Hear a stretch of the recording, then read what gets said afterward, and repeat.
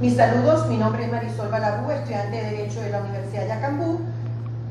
Curso la asignatura de Derecho Contencioso Administrativo y me corresponde hablar sobre la alzada, el recurso de casación, fundamentos de cada una y sus diferencias. La alzada es un recurso administrativo ordinario, preceptivo y vertical. Es ordinario porque este carácter genérico interpuesto por la parte interesada contra actos definitivos que aún no se ha logrado agotar la vía administrativa o contra actos en trámite que pueden crear indefensión. Es preceptivo porque este carácter obligatorio está estipulado en la ley y es de tipo vertical porque se trata de un recurso jerárquico, de allí su analogía con el recurso de apelación jurisdiccional, es decir, donde se intenta ir hacia aquella instancia superior jerárquica de la organización.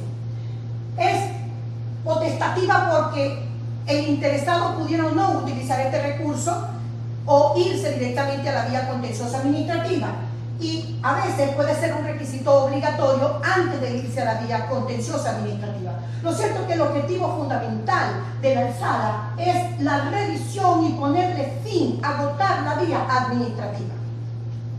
La alzada se fundamenta principalmente en la Constitución, en su artículo 51, donde toda persona tiene derecho de intentar y de dirigir peticiones ante cualquier ente que corresponda al asunto.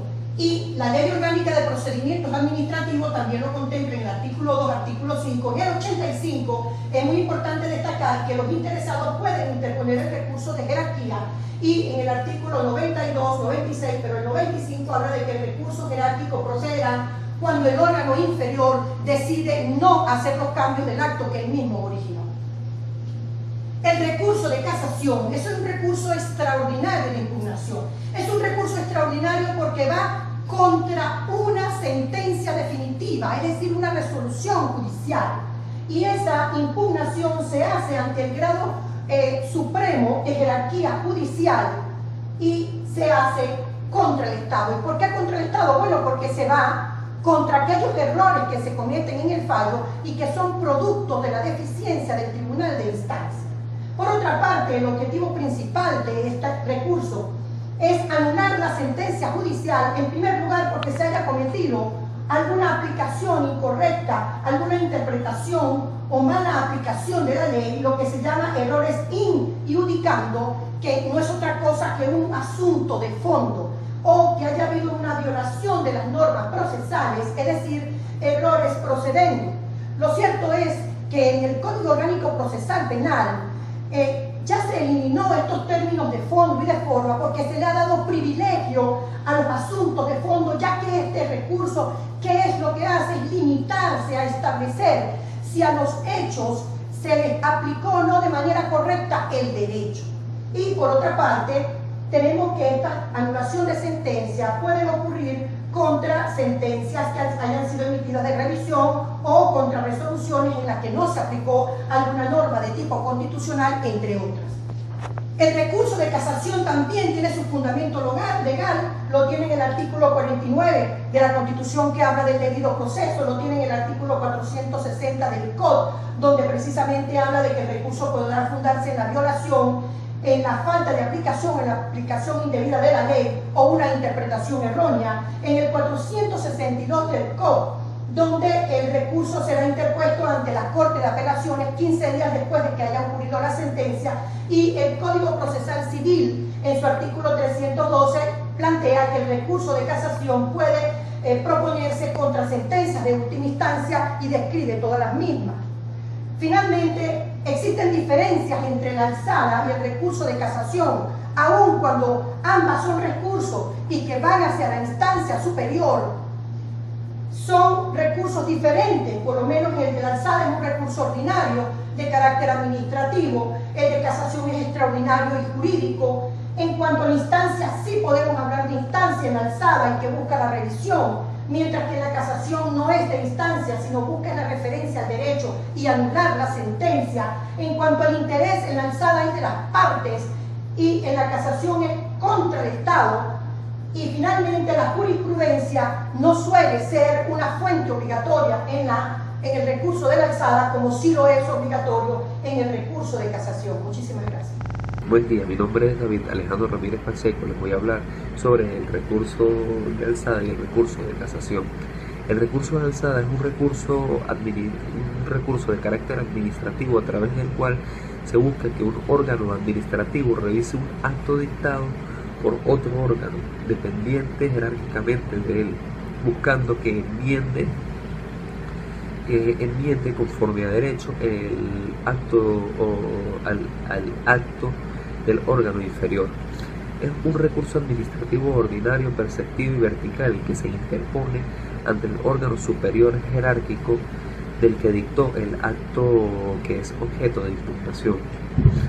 En ocasiones el recurso de alzada es potestativo. Esto no quiere decir que, por ejemplo, el administrado puede optar por no interponerlo, prefiriendo acudir directamente a la vía judicial, interponiendo para ello un recurso contencioso administrativo ante el juez competente.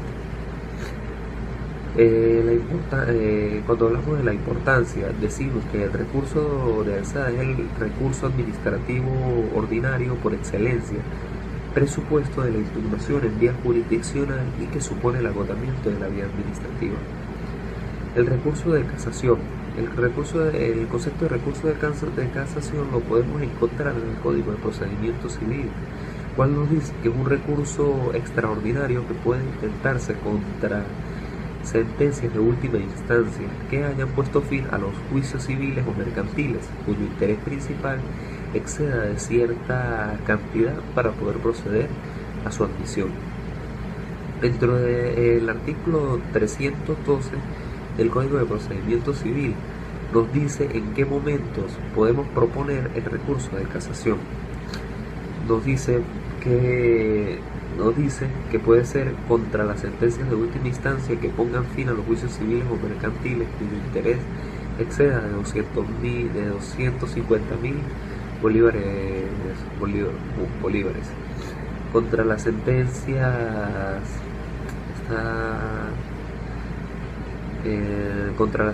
de última instancia que pongan fin a los juicios especiales contenciosos. Contra los autos dictados en la ejecución de sentencia que resuelvan puntos esenciales no controvertidos en el juicio ni decididos en él, y contra la sentencia de los tribunales superiores que conozcan en apelación de los laudos arbitrales. Como ejemplo, podemos encontrar una sentencia de fecha del 17 de febrero del año 2000 de la Sala de Casación del Tribunal Supremo de Justicia, que confirma la inadmisión de la casación en un caso donde el juzgado superior acuerda la solicitud de reposición de la causa. Cuando hablamos de la importancia del recurso de casación, decimos que el recurso de casación es muy importante, ya que por medio de este recurso se busca unificar la jurisprudencia nacional y proveer a la realización del derecho objetivo en los procesos, y también se busca con este recurso reparar los agravios derivados de las sentencias recurridas, según lo estipulado en el artículo 365 del Código de Procedimiento Civil. Obdulia Ibarra. Les voy a hablar del procedimiento contencioso en segunda instancia.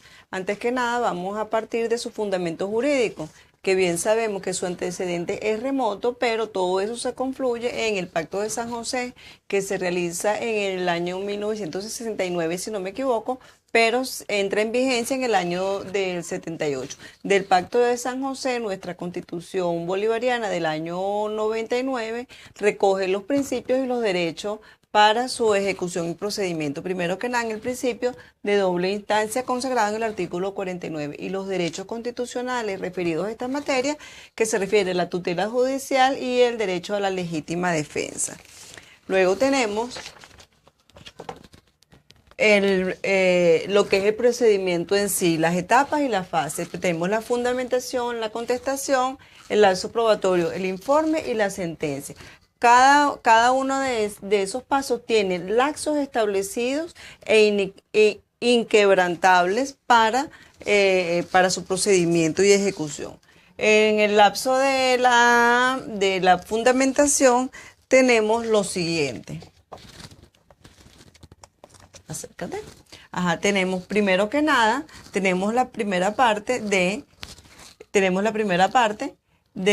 la sentencia ya hecha en la materia de correspondencia civil, mercantil, ambiental, etcétera. De allí, eso debe hacerse el siguiente día de dictada la sentencia. De allí pasa a la parte de promoción de fundamentación, y en esa fundamentación tenemos una opción de que el demandante debe sustentar esa demanda. Si no sustenta la demanda, se le llama lo que es un desistimiento, y si la fundamenta, se toma como presente y continúan los lapsos preestablecidos y comienza a correr el lapso del periodo probatorio. Es importante señalar algo acá. En esta parte de la contestación, sí hay un concepto que se le llama término de la distancia, que el demandante o el demandado puede hacer uso de él en dado caso de hacer uso jurídico de él legal.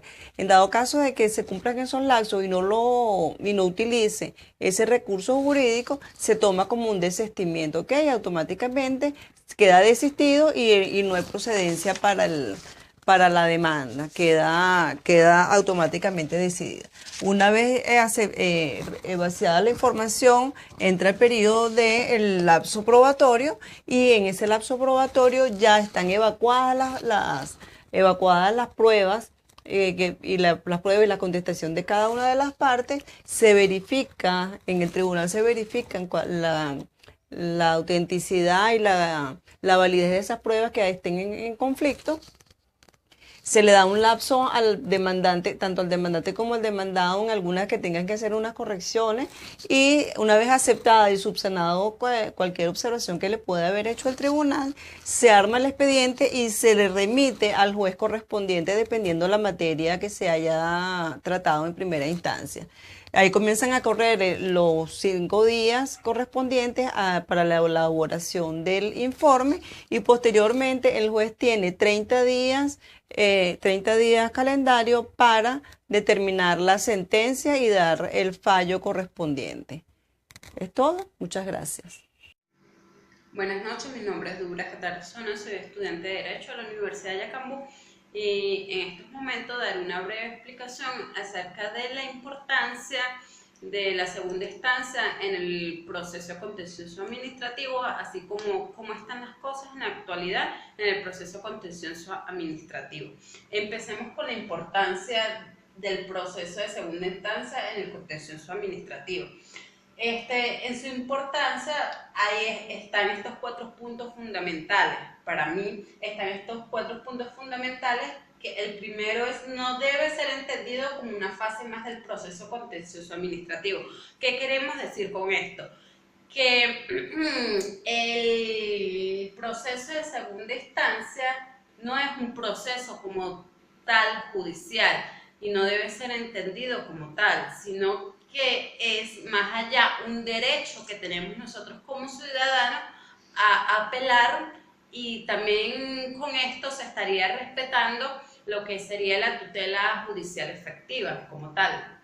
El segundo punto se trata de un derecho humano. ¿Por qué decimos que se trata de un derecho humano? Según el Pacto de San José de Costa Rica, se entiende que la segunda instancia, ya sea en el proceso contencioso administrativo o en cualquier otro tipo de proceso judicial, es un derecho humano y es un pacto que se da a nivel internacional, y lo fue suscrito y ratificado por nuestra Carta Magna y por nuestro país. El tercer paso sería: se respetan los derechos formulados en nuestra Carta Magna según los artículos 26 y 49, ya que los mismos están dentro de la segunda instancia. ¿Por qué decimos que se respeta? Bueno, porque según nuestra Carta Magna, en los artículos tanto 26 como 49, esos artículos hablan de lo que sería nuestro derecho a la defensa y el derecho a la tutela judicial efectiva. Entonces, por eso, a través del procedimiento de segunda instancia, vemos que se están respetando dichos artículos que establece nuestra actual Carta Magna del año 1999.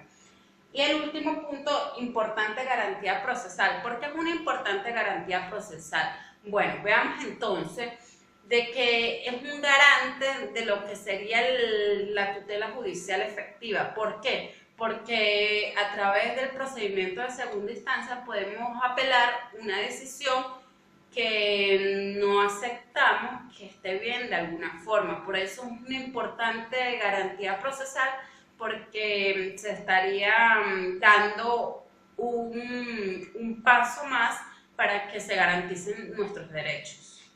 A continuación, hablaremos acerca de la actualidad de la segunda instancia en el contencioso administrativo. Como primer punto tenemos que el 22 de junio del 2010, mediante Gaceta Oficial número 39.451, se publicó la Ley Orgánica de la Jurisdicción Contencioso Administrativa. ¿Por qué es tan importante esta ley? Porque por primera vez se establece la jurisdicción contencioso administrativa como tal, o se marca como tal dentro de una ley, y dentro de esta ley se habla acerca del proceso de segunda instancia como tal. Además que esta ley viene a establecer las figuras específicas de las cuales habla nuestra Constitución como tal. El segundo punto es, desde el punto de vista material, se reconoce el carácter universal del derecho contencioso administrativo. Según los artículos 7 y 8 de la anterior ley mencionada, en sus artículos 7 y 8 se habla de que es un carácter universal dentro de nuestro derecho. ¿Por qué un carácter universal? Porque, como ya dije anteriormente, se estaría garantizando el derecho a la defensa y el derecho a la tutela judicial efectiva como tal. Y el tercer y último punto de la actualidad acerca de la segunda instancia en el contencioso administrativo es que, según la sentencia del 22 de septiembre del 2015, emitida por la Sala de Casación Social, en la cual se establece que se puede fundamentar la apelación con antelación. ¿Qué queremos decir con esto? Que podemos fundamentar nuestra apelación anterior a los 10 días que da como plazo para fundamentar nuestra apelación como tal. ¿Qué queremos decir con esto? Que al momento de introducir nuestra apelación como tal, podemos al mismo tiempo, según esta sentencia, podemos fundamentar nuestra apelación. Eso es todo, muchas gracias. Mi nombre es Alexandra Mónica Camacho González, pertenezco al equipo número 3, Justicia Contenciosa.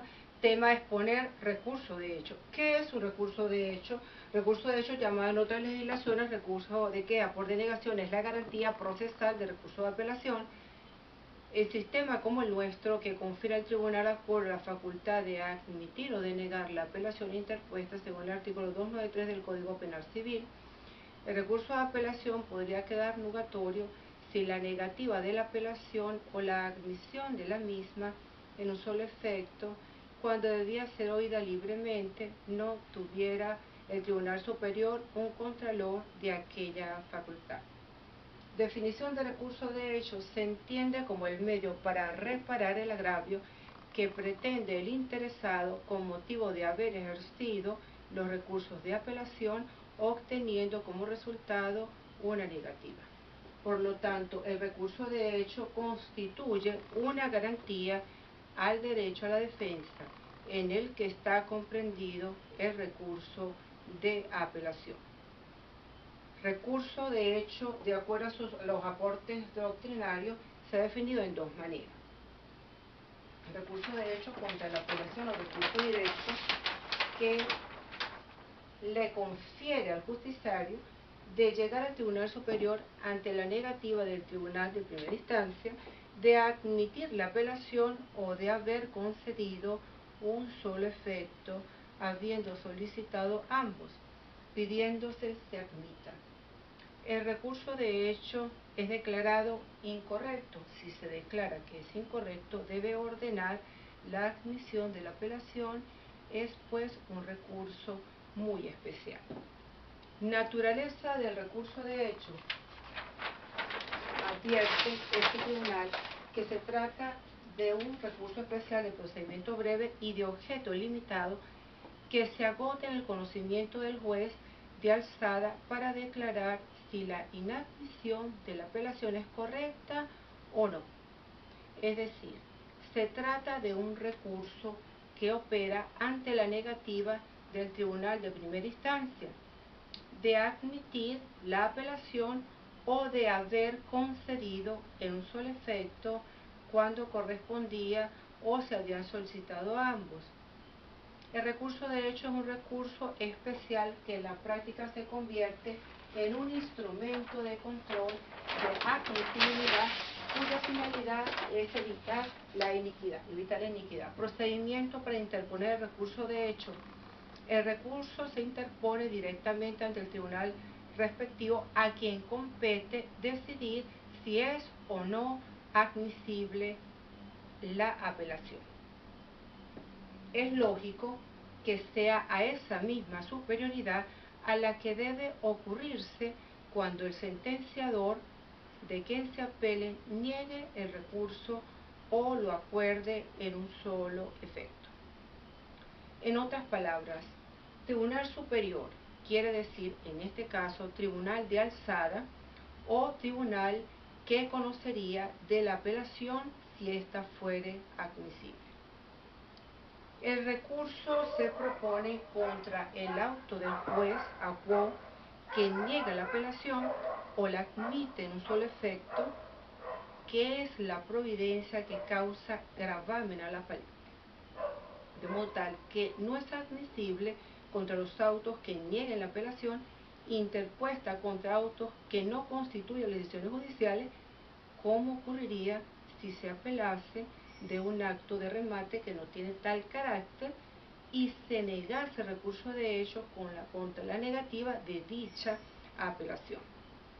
Debe proponerse dentro del plazo de 5 días más el término de la distancia computado de acuerdo al artículo 197 del Código Penal Civil y al término de la distancia según la regla del artículo 205 ajusten a partir del día siguiente al de la fecha del auto en que fue negada la apelación u oída en un solo efecto. El recurso de hecho en cuanto a incomparecencia de la audiencia, si el recurrente no compareciera a la audiencia, se declarare desistido el recurso de casación y el expediente será remitido al tribunal correspondiente. Falta de presentación de las copias del Tribunal Superior. Falta de presentación de las copias del Tribunal Superior impide pues a este conocer el recurso y provoca en muchos casos la caducidad del mismo. Tal ocurre, es decir, cuando la falta de presentación de las copias se prolonga a tal punto que el recurso se encuentra suspenso al momento de dictarse la sentencia definitiva sobre el fondo de la controversia. Lo mismo ocurriría cuando, siendo la sentencia apelada interlocutoria, se hubiera dictado después de la definitiva y éste se hubiera ejecutoriado por no haber sido apelada. En este caso, el juicio terminado en lo principal y, lógicamente, también en lo accesorio. Pero en la misma hipótesis, si la definitiva fuese apelada, el superior conociera de ella sin atender al recurso de hecho, que indudablemente habrá caducado por no tener ya el objeto. Efectos del recurso de hecho, estando circunscrito en el artículo 305 del Código Penal Civil. Negativa de la admisión. La admisión en un solo efecto, la resolución del mismo por el juez de alzada tiene estos efectos naturales. Ordenar que se oiga la apelación denegada por el juez a quo o disponer que se oigan ambos efectos cuando la ha oído en un solo efecto devolutivo. Es necesario distinguir bien los efectos propios del recurso de hecho. Es necesario distinguirlos de otros efectos consecuenciales que se producen una vez decidido el recurso, pero que no son efectos propios de este. así la ejecutoria de la sentencia apelada que se produce cuando se declara sin lugar a recurso contra el auto delegatorio de la apelación, es un efecto de la sentencia que ha quedado sin apelación, pero no un efecto entre el recurso de hecho del mismo modo. En resumen, se tiene que los efectos del recurso de hecho no son otros, sino la revocación o la confirmación del auto del juez a quo sobre la apelación. Muchas gracias por su atención.